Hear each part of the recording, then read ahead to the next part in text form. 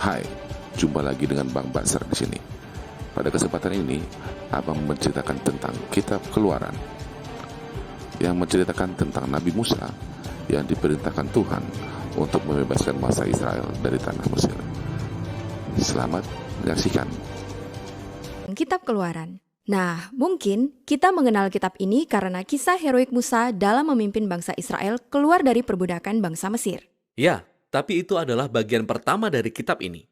Bagian kedua berkisah tentang Musa memberikan 10 perintah Allah kepada bangsa Israel beserta dengan cetak biru pembuatan kemah suci. Lalu di tengah-tengah ada kisah yang menghubungkan kedua bagian ini dan semuanya terjadi di kaki sebuah gunung yang sangat terkenal. Oke, mari kita mulai dari awal. Hal pertama yang harus diingat adalah kita melanjutkan kisah dari kitab Kejadian. Ya, di kitab Kejadian, Allah berjanji kepada Abraham bahwa melalui keluarganya, semua bangsa di dunia akan diberkati. Dan kitab Kejadian ditutup dengan kisah keluarga Abraham yang berakhir di Mesir. Kisah Keluaran dimulai setelah 400 tahun berlalu. Keluarga Abraham ini telah berkembang menjadi sekumpulan besar orang yang disebut Israel. Tapi kemudian timbul masalah yang sangat besar karena bangsa Israel diperbudak oleh Raja Mesir yang bernama Fir'aun. Raja ini adalah kabar buruk. Ya, dia sangat buruk. Dia mengabaikan kemanusiaan mereka.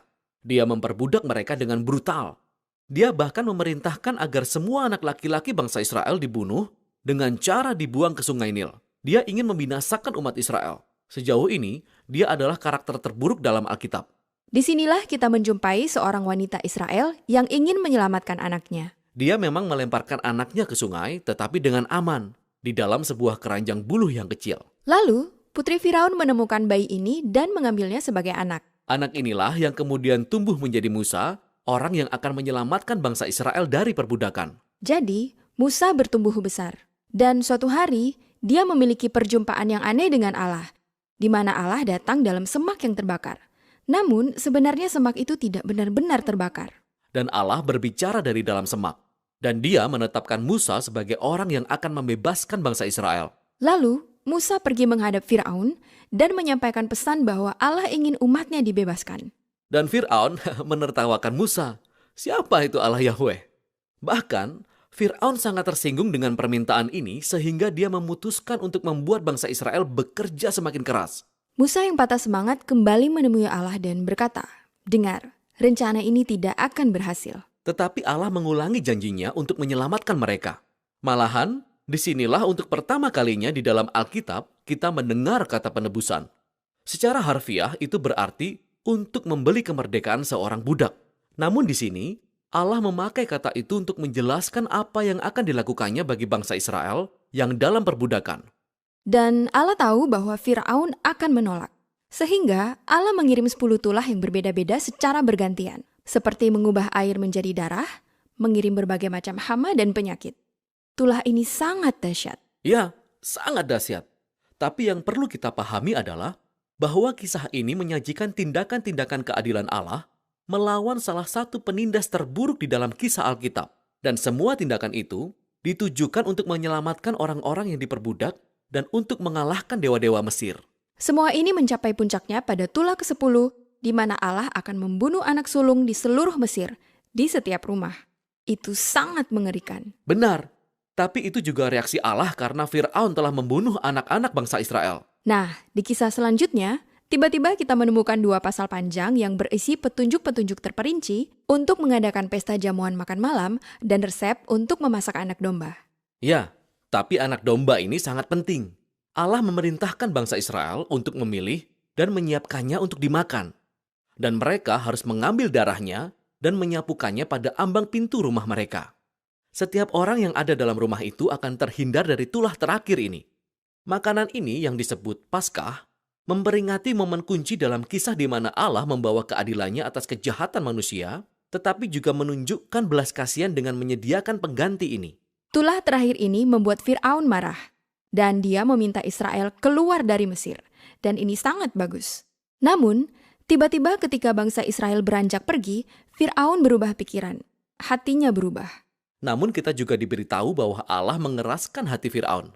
Mengapa Allah melakukan itu? Yang perlu kita ingat adalah telah berulang kali Fir'aun memilih untuk mengeraskan hatinya. Jadi di titik ini, Fir'aun bukan hanya jahat, Dia telah menjadi monster yang sangat jahat. Bahkan para penasihatnya sendiri berpikir bahwa dia sudah bertindak melewati batas. Lalu, bagaimana Allah harus menyikapi tindakan keji yang sangat ekstrim itu?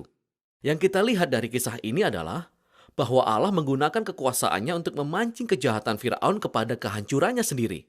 Fir'aun dan pasukannya dihancurkan di Laut Merah ketika Israel menyeberang menuju kebebasan. Dan selanjutnya, kita menemukan lagu pujian pertama dalam Alkitab di mana bangsa Israel memuji Allah karena telah membebaskan mereka. Dalam kisah inilah kata keselamatan digunakan untuk pertama kalinya yang artinya diselamatkan dari bahaya. Sekarang, setelah mereka diselamatkan, kita mulai berpikir bahwa segalanya akan berjalan baik. Tetapi kisah ini berubah sangat cepat. Bangsa Israel mulai mengembara di padang gurun. Mereka lelah, lapar, dan tersesat. Dan kita mulai bertanya-tanya, apa yang sedang Allah lakukan?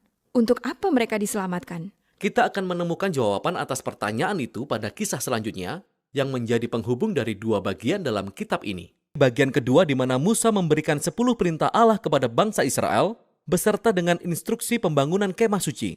Yang menghubungkan kedua bagian tersebut adalah kisah penting berikut ini. Umat Israel mengembara di padang belantara. Lalu, sampailah mereka di sebuah kaki gunung yang disebut Sinai. Disinilah kehadiran Allah datang secara dramatis dalam rupa awan badai yang dahsyat. Nah, mari kita berhenti sejenak untuk berbicara tentang konsep kehadiran Allah ini. Karena ini sangat penting untuk memahami kelanjutan kitab ini.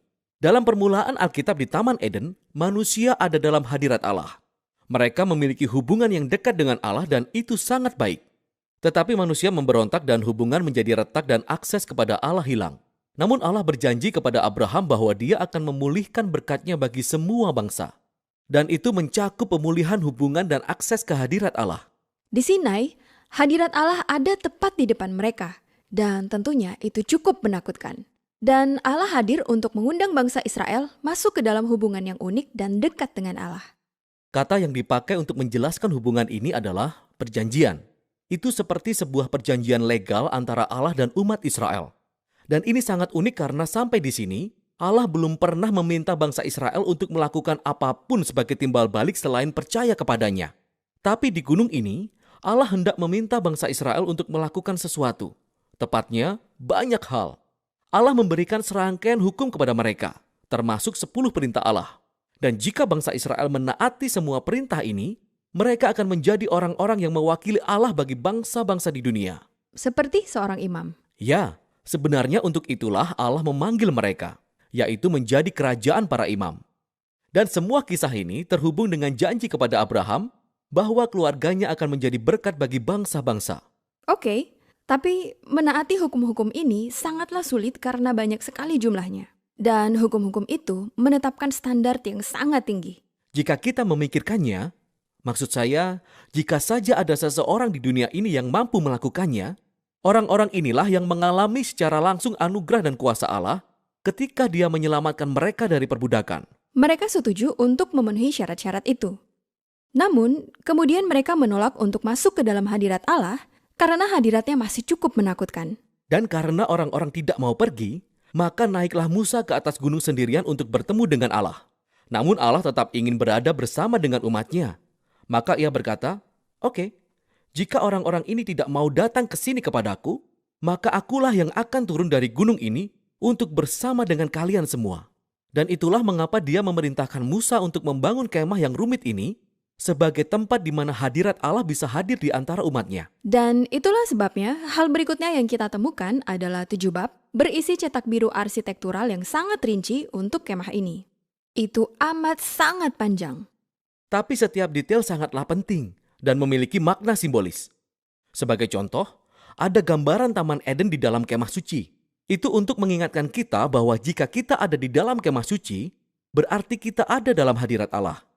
Kemudian, kita mendapati 6 bab yang menjelaskan bagaimana mereka membangun kemah suci dengan benar-benar mengikuti cetak biru, kata demi kata. Mari kita mundur sedikit, karena sebelum kemah suci selesai dibangun, ada cerita yang sangat penting. Musa datang dari gunung dengan 10 perintah Allah dan cetak biru di tangannya. Dia menemukan bangsa Israel melanggar 2 perintah pertama dari perjanjian. Jangan ada padamu Allah lain di hadapanku dan jangan menyembah patung. Benar. Jadi di sini segera setelah menyetujui perjanjian itu, mereka mengadakan pesta ritual ini. Mereka menyembah berhala. Sehingga Allah berfirman kepada Musa, "Kamu tahu, ini tidak akan berhasil. Aku akan membinasakan umat ini dan memulai yang baru bersama engkau." Tetapi Musa mengingatkan Allah akan janjinya kepada Abraham dan memohon kepada Tuhan untuk mengampuni mereka. Ini merupakan percakapan yang benar-benar aneh. Mengapa Allah perlu diingatkan akan sesuatu? Ya, rasanya aneh. Tetapi percakapan ini mengundang kita ke dalam pengalaman Allah tentang duka cita dan rasa sakit karena tindakan bangsa Israel. Allah bisa pergi begitu saja. Namun Allah memilih untuk setia kepada janji-janjinya, walaupun dia tahu itu akan merugikannya. Kita sampai kepada penghujung kitab ini. Kemah suci selesai dibangun. Hadirat Allah turun dari gunung untuk memenuhi kemah suci. Dan di bagian akhir, Musa berusaha masuk ke dalam kemah suci untuk masuk dalam hadirat Allah. Namun dia tidak bisa. Dia tidak bisa masuk ke dalam dan begitulah kitab ini berakhir. Kenapa Musa tidak bisa masuk? Itu adalah intinya. Nah, ketika bangsa Israel menyembah patung anak lembu emas, itu seperti sebuah tamparan di wajah terhadap kasih setia Allah. Jadi Musa tidak bisa begitu saja memasuki kemah suci, seolah semuanya baik-baik saja. Ada masalah yang lebih dalam lagi dalam hubungan ini. Bisakah mereka memulihkan hubungan dan masuk ke dalam hadirat Allah? Itulah yang akan dibahas di dalam kitab selanjutnya, yaitu Imamat. Demikianlah isi kitab Keluaran. Selanjutnya kita akan melihat kitab Imamat, kitab Bilangan, dan kitab Ulangan dalam video berikutnya. Jadi, jangan ketinggalan ya adik-adik. Tuhan Yesus memberkati.